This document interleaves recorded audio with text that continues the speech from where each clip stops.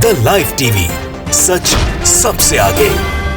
दोस्तों, मैं आदिल खान। इजराइल और फिलिस्तीन के बीच जारी तनाव अब अगले चरण में प्रवेश कर रहा है, क्योंकि अब इसमें लगभग आधी दुनिया शामिल होने जा रही है, उलझने जा रही है। 57 सदस्यीय इस्लामिक देशों का संगठन OIC अब खुलकर फिलिस्तीन के समर्थन में आ चुका है और आतंकी लोगों के समूह, जिस तरीके से वो कहलाता है उनकी ज़बान में इजराइल, उसकी मुखालफत में मजबूती से ये संगठन खड़ा हो गया है। OIC आप समझ सकते हैं कि क्या हैसियत रखता है, क्योंकि UNO के बाद ये दूसरा सबसे बड़ा संगठन दुनिया में माना जाता है, UN के बाद। ये खबर हम आपको तफसील से बताएं, उससे पहले इजराइल फ़लस्तीन विवाद से जुड़े अपडेट्स और एक बहुत अहम खबर है जिससे आपको वाबस्ता करवाना, रूबरू करवाना बेहद ज़रूरी है, जिसने इजराइल के होश फाख्ता कर दिया है। दरअसल फ़लस्तीनी प्रतिरोध ने डिमोना के इलाके को बुरी तरह अपनी मिसाइलों का निशाना बनाया है। डिमोना, इस इलाके को याद रखिएगा दोस्तों, डिमोना वो इलाका है जहां इजराइल का परमाणु केंद्र स्थित है। यानी कि फ़लस्तीन ने इजराइल की छाती पर चढ़कर इस वक्त जो है चोट पहुंचाई है। फ़लस्तीन की मा समाचार एजेंसी है, मा, इसने रिपोर्ट दी है कि फ़लस्तीन के इस्लामी प्रतिरोध संगठन हमास की सैन्य शाखा इज़्ज़ुद्दीन कस्साम ब्रिगेड ने 15 मिसाइलों से डिमोना को निशाना बनाया है। फ़लस्तीनी मिसाइलों के उड़ान भरते ही डिमोना और ओकाफीम जो इलाका है, वहाँ पर ख़तरे के सायरन बजने लगे, भगदड़ मच गई, कोहराम मच गया।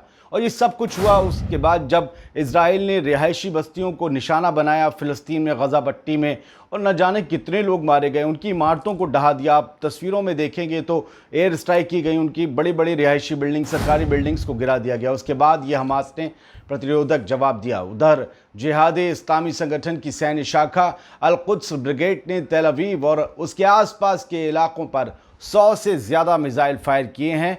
ब्रिगेड के प्रवक्ता ने बताया कि हमने 100 मिसाइल फायर किए हैं और ये काम जारी रहेगा। ये काम तब तक जारी रहेगा कि जब तक अपनी हदें मुकर्रर तय नहीं करता है इजराइल, जब तक वो अपनी बर्बरियत और जुल्म को रोकता नहीं है, जब तक वो बेगुनाह फ़लस्तीनियों के खून से अपने हाथों को रंगना छोड़ नहीं देता, तब तक इजराइल को मज़ा चखाया जाएगा। लेकिन हम जानते हैं कि इस पूरे मामले में फ़लस्तीन को भी भारी नुकसान हो रहा है। लेकिन इस सब के बीच OIC का मैदान में उतर आना अब खेल बदल सकता है। खुलकर इस्लामिक संगठन या मुल्क जो हैं वो फ़लस्तीन के बचाव में आ गए हैं। इस बीच फ़लस्तीन के स्वास्थ्य मंत्रालय ने एक बयान जारी करके बताया कि गज़ा पर ज़ायोनी शासन की बमबारी में शहीद होने वालों की संख्या बढ़कर 53 हो गई है। बयान में कहा गया कि इजरायली हमलों में शहीद होने वालों की संख्या बढ़कर 53 हो गई है, जिनमें 14 बच्चे और 13 महिलाएं शामिल हैं। इस बयान के मुताबिक इन हमलों में 320 फ़लस्तीनी घायल हुए हैं। तस्वीरों में आप देख रहे हैं किस तरीके से इजराइल ने तबाही मचाई है, और इस तबाही के पीछे एक बहुत बड़ी वजह है बेंजामिन नेतन्याहू का भ्रष्टाचार के मामलों में घिरना, और वो अपनी इमेज को बचाने के लिए अपने सारे देश को डाइवर्ट करना चाहते हैं फ़लस्तीन की तरफ। ये पूरी स्कीम और स्क्रिप्ट रची गई है। लेकिन अब असल खबर पे आते हैं। फ़लस्तीन के समर्थन में सारे इस्लामिक देश एकजुट हो गए हैं। 57 सदस्यीय इस्लामिक देशों के संगठन organization of Islamic cooperation OIC ने फ़लस्तीनियों के खिलाफ इजराइल की कार्रवाई की निंदा करते हुए एक संयुक्त बयान जारी किया है। पाकिस्तान ने अपने प्रस्ताव में इजरायली कार्रवाई को लेकर संयुक्त रूप से बयान जारी करने की मांग की थी। पाकिस्तान इस OIC संगठन का संस्थापक सदस्य है। जब ये बना था तब 1970 के दशक में जब ये बन रहा था, OIC में पाकिस्तान के प्रस्ताव का एक मत से समर्थन किया गया है, और पाकिस्तान एक अकेला वाहिद इसमें इस्लामिक मुल्क ऐसा है जो परमाणु संपन्न देश है। इसलिए दूसरे देश भी पाकिस्तान की अहमियत OIC में जानते हैं। डॉन की रिपोर्ट के मुताबिक इस मसले पर न्यूयॉर्क में हुई बैठक में तुर्की और सऊदी अरब के राजदूतों के प्रस्ताव को भी मंजूरी दी गई। तुर्की और सऊदी अरब दोनों अपने आप में इस पूरे खित्ते में मशरिक़ वस्ता यानी कि मिडिल ईस्ट में बहुत बड़ी ताकत है, और तुर्की तो यूरोप तक पहुँच रखता है। तो ये प्रस्ताव को मंजूरी दी गई ताकि महासभा का विशेष सत्र बुलाने के लिए अंतर्राष्ट्रीय समर्थन जुटाया जा सके। इस्लामिक सहयोग संगठन के राजदूतों ने संयुक्त राष्ट्र यानी कि UN, यूनाइटेड नेशन में इस मुद्दे को उठाने के लिए सदस्य देशों का एक गुट तैयार किया है। पाकिस्तान भी इस समूह का एक प्रमुख सदस्य है, जैसा कि हम आपको बता चुके हैं। संयुक्त राष्ट्र महासचिव एंटोनियो गुतेरेस ने मंगलवार को जारी एक अलग बयान में कहा कि वो फ़लस्तीनी क्षेत्र में हिंसा को लेकर गंभीर रूप से चिंतित हैं। संयुक्त राष्ट्र ने इजराइल के सुरक्षा बलों और प्रदर्शनकारियों के बीच झड़प और फिर हवाई हमले के बाद शांति बहाली की अपील की थी, लेकिन यह अपील हवा हवाई हो गई क्योंकि इजराइल किसी की भी अपील मानने को तैयार नहीं। इजराइल तो यूनाइटेड नेशंस की यह बात भी नहीं मानता कि वो इलाका जिसमें मस्जिद अल अक्सा आती है, जिसे उसने ज़बरदस्ती कब्जा रखा है, उसे छोड़ दिया जाए। यूनाइटेड नेशंस की वो बात को हमेशा दरकिनार कर देता है, नज़रअंदाज कर देता है, कहता है कि ये बात तो होने से रही। तो फिर सोचिए इजराइल किस तरीके से गुंडागर्दी पर उतरा हुआ है हमेशा से। इस्लामिक सहयोग संगठन के सदस्य देशों के राजदूतों ने इजराइल की आक्रामकता पर नाराजगी जाहिर करने के लिए संयुक्त राष्ट्र में ये ज़रूरी बैठक की और पूर्वी यरूशलेम में फ़लस्तीनियों के खिलाफ इजरायली बलों की ओर से क्रूरतापूर्ण तरीके से बल प्रयोग की निंदा की। वो बल प्रयोग कर रहा है इजराइल जिसमें बेगुनाह बच्चे, औरतें, ये सब मारे जा रहे हैं, बिल्डिंगें ध्वस्त की जा रही हैं। एक तबाही का मंजर फ़लस्तीन में दिख रहा है। हालांकि फ़लस्तीन भी करारा जवाब दे रहा है। 100, 200, 300, 1000, 2000 मिसाइल अटैक कर चुका है, हमेशा रॉकेट। लेकिन जिस तरीके से ताकत है इजराइल की और जिस तरीके से फ़लस्तीन को बहुत टाइम से बैन से झेलना पड़ रहा है, वो बराबरी से लड़ नहीं पा रहा है, लेकिन फिर भी पूरी तरीके से एक मर्द की तरह जवाब दे रहा है। सऊदी अरब, तुर्की, ईरान, पाकिस्तान, कुवैत और खाड़ी के कई देशों ने इजरायली हमलों की पुरजोर निंदा की है। सऊदी अरब के विदेश मंत्रालय ने यरूशलेम से, जिसे फ़लस्तीनी और अरबी भाषा में अल-कुद्स कहते हैं, यरूशलेम से फ़लस्तीनी परिवारों के निकालने की इजराइल की योजना को खारिज किया है। इन सभी देशों ने OIC के, और जाहिर सी बात है कि नहीं निकाल सकते। वो सैकड़ों सालों से उस हिस्से में रह रहे हैं इजराइल के, जिसे आज इजराइल कहा जाता है। वो अपने घरों में उन्हें निकालने की प्लानिंग इजराइल की है और यही सब कुछ हो रहा है, इसी वजह से सब कुछ है। बैठक के बाद, इस OIC की बैठक के बाद जारी एक बयान में OIC के राजदूतों ने कहा कि रमज़ान में पूर्वी यरूशलेम में शेख जर्रा एक इलाका है जिसमें ये सब मस्जिद अल अक्सा और आता है, वो टेम्पल उनका, शेख जर्रा और गज़ा में फ़लस्तीनियों पर इजराइल के हमले सभी मानवीय मानदंडों और मानवाधिकार कानूनों के खिलाफ थे।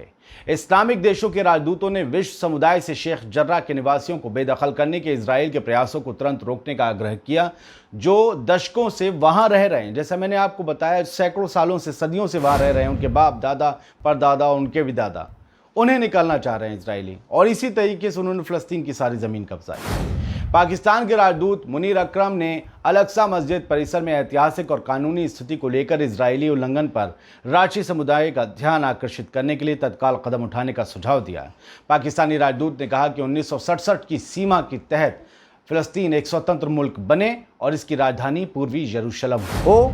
जो शेख जर्रा का इलाका है वो पूर्वी यरूशलेम कहलाता है और वही ओल्ड सिटी है।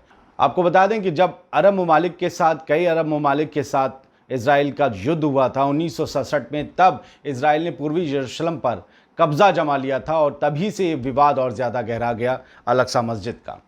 सऊदी अरब ने भी इजराइल की निंदा की है। दोस्तों, सऊदी के विदेश मंत्रालय ने जारी बयान में कहा कि इजराइल ने अल अक्सा मस्जिद की पवित्रता और नमाजियों पर हमला किया है। इस टकराव के लिए इजराइल को जिम्मेदार ठहराया जाए और फौरन इसे रोका जाए। ये बड़े कड़े शब्दों में कहा गया बयान है, संतुलित, लेकिन इसके असर बहुत दूर तक जाएंगे। इस टकराव में अंतर्राष्ट्रीय कानूनों का उल्लंघन हो रहा है, सऊदी अरब ने कहा है।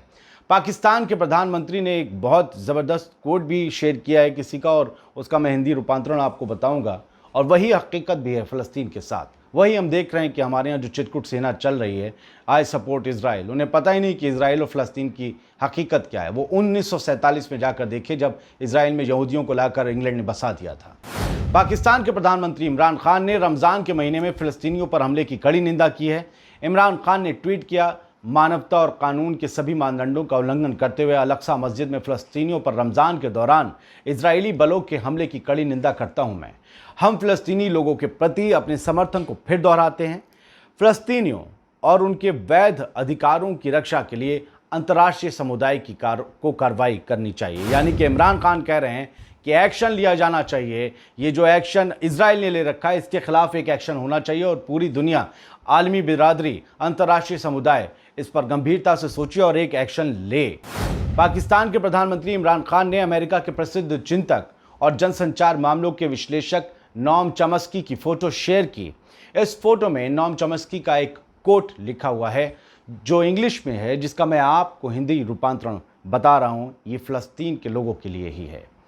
इसमें लिखा है, जो उसका हिंदी ट्रांसलेशन कुछ यूँ है कि तुम मेरा पानी ले लो, तुम मेरे जैतून के पेड़ जला डालो, तुम मेरा घर बर्बाद कर दो, मेरी नौकरी छीन लो, मेरी ज़मीन लूट लो, मेरे बाप को हवालात में डाल दो, मेरे मुल्क पर बम बरसाओ, हमें भूखे मार दो, हमें अपमानित करो, लेकिन इन सब के खिलाफ रॉकेट दागने के लिए हमें ही दोषी बताओ। यानी तुम हर दर्जे का जुल्म हम पे कर लो, सभी तरह का जुल्म कर दो, हमें बर्बाद कर लो, लूट लो, मार डालो, लेकिन अगर हम प्रतिरोध में एक रॉकेट तुम पे दागते हैं तो पूरी दुनिया का मीडिया और पूरी दुनिया की चिरकुट सेना और मुसलमानों से नफरत करने वाले हैवान यही कहें कि ये सारा जो कसूर है इस रॉकेट दागने वाले का, जिसने आखिर में रिटेलिएट किया है, रिएक्शन। तुर्की के राष्ट्रपति रजब तैयब एर्दोगान जो हैं, जिनकी रीढ़ की हड्डी बहुत मजबूत है, बहुत सख्ती से बोलते हैं। फ़लस्तीन के राष्ट्रपति महमूद अब्बास और हमास के राजनीतिक ब्यूरो के प्रमुख इस्माइल हानिया से उन्होंने फ़ोन पर बात की।